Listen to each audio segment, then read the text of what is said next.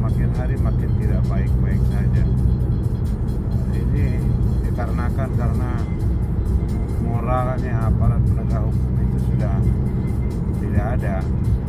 Jadi yang ada adalah di otak semua itu uang. Jadi uang terus. Jadi yang dipikirkan adalah uang.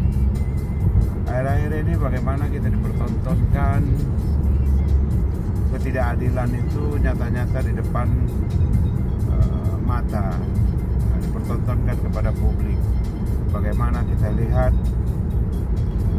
di media-media televisi, di media-media sosial terkait satu kasus dengan kasus yang lainnya. Misalnya dalam kasus korupsi A, B, C, D itu dengan putusan berbeda-beda, dengan alasan itu adalah kebebasan hakim, hak hakim dan macam-macam jaksa. Nggak tahu lagi kita harus ngomong apa. Tapi yang jelas moral daripada aparat penegak hukum kita ini sudah tidak ada. Mungkin termasuk saya sebagai pengacara ya, saya tidak usah berbicara orang lain. Ini yang menjadi problem. Ini menjadi masalah besar bagi masyarakat, bagi mereka yang mencari keadilan. Kemarin bagaimana kita melihat putusan terhadap seorang pelaku kasus korupsi ya, dengan kerugian negara triliunan, ratusan triliunan, tapi alangkah tidak, saya sulit untuk berkata-kata. Dengan putusan hukuman 6, sekian tahun, denda sekian miliar, ini alangkah menangis kita melihatnya. Negara kita pura-pura tidak dirampok. Yang merampok juga bukan orang lain ya, pejabat sendiri gitu loh. Mana ada masyarakat awam yang rampok? Yang rampok itu pejabat semua. Nah, makanya kita dorong bagaimana ada efek jerah untuk penegakan hukum, khususnya korupsi di Indonesia. Jadi ya kalau saya ngomong gimana sih, orang ngejabat di Indonesia ini itu di otaknya bagaimana biar cepat kaya, menumpuk harta. Jadi di otaknya itu udah merampok dan merampok. Jadi tidak pernah lagi dia pikirkan masyarakat kecil. Nah, saya punya usul begini. Bagaimana kalau setiap para pemimpin ketika dia berkampanye, ketika dia berjanji politik, kemudian setelah dia kepilih apa yang dia janjikan tidak dia laksanakan, maka bisa dituntut secara pidana ya. Jadi memberikan janji palsu. Jadi biar ada efek jerah bagi para calon-calon pemimpin yang lain di kemudian hari. Jadi masyarakat ini diberikan harapan palsu, di PHP, bangun ini, bangun itu, begana, begini, begono, penegakan hukum seolah-olah benar, padahal makanya saya sering mengatakan begini, lebih bagus kita mengaku setan tapi berhati malaikat daripada bergaya malaikat tapi seperti iblis. Nah, jadi ini menjadi bom waktu buat masyarakat. Hati-hati, ini bom waktu.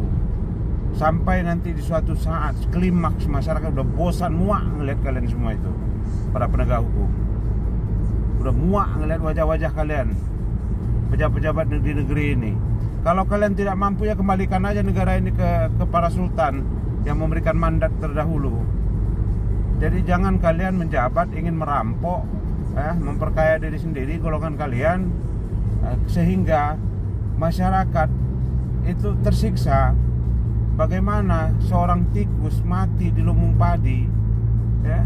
Bagaimana kita haus di tengah laut, kita kehausan di tengah-tengah lautan. Ini kan lucu. Negara kita negara subur, negara kita negara makmur, tapi masyarakat miskin, masyarakat kelaparan, masyarakat bunuh diri karena nggak mampu menghidupi keluarganya. Ini kan rusak negara ini. Kenapa itu bisa terjadi? Karena penegakan hukum di negara kita yang tidak benar. Karena aparat penegak hukum di kita ini sudah moralnya sudah tidak bagus. Itu mengakibatkan menimbulkan kesengsaraan buat masyarakat ya.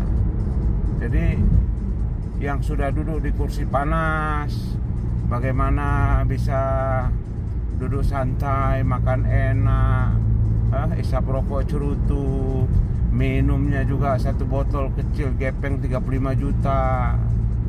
Ini kan rusak udah moral. Pernah nggak kalian berpikir di saat kalian menyantap makanan enak itu, rakyatku makan apa? Nggak pernah terlintas mungkin di otak kalian seperti itu.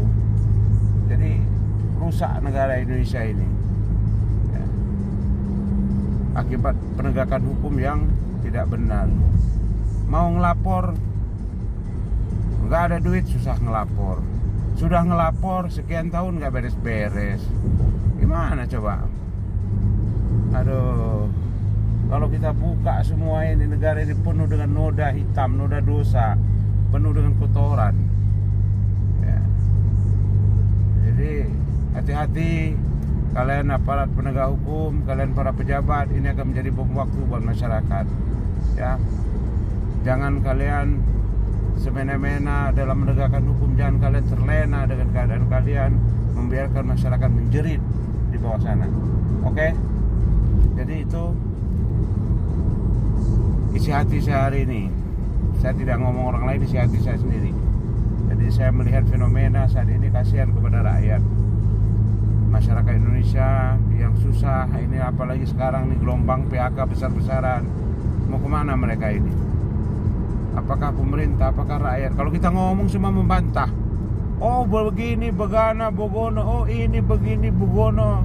Aduh, emang komentator terbaik di dunia ini orang Indonesia lah ya. Aduh, kacau juga. Oke, sampai ketemu di pemikiran berikutnya.